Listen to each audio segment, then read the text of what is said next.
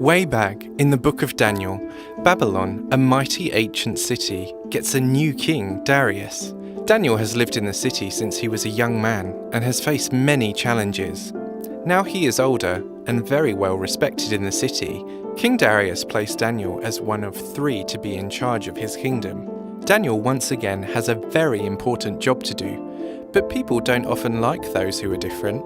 So even though Daniel was wise and fair, he soon had some pretty powerful enemies.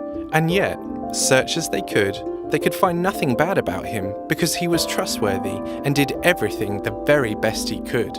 Finally, these men said, "We will never find any basis for charges against this man Daniel unless it has something to do with the law of his God."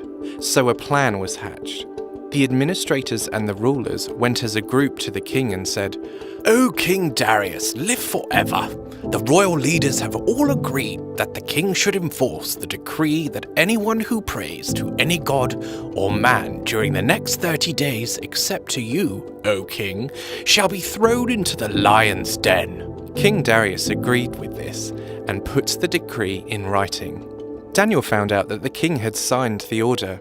In spite of that, he did just as he had always done before. He went home to his upstairs room.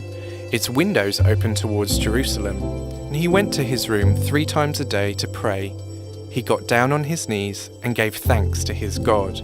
The jealous leaders saw everything they needed. They gathered as a group and went to tell the king. "Daniel pays no attention to you or the law you have decreed. He still prays 3 times a day." When the king heard this, he was distressed. Determined to save Daniel, he made every effort until sundown to protect him. But the law had to be obeyed. The king gave the order, and they brought Daniel and threw him into the lion's den. The king said to Daniel, "May your God, whom you serve continually, rescue you."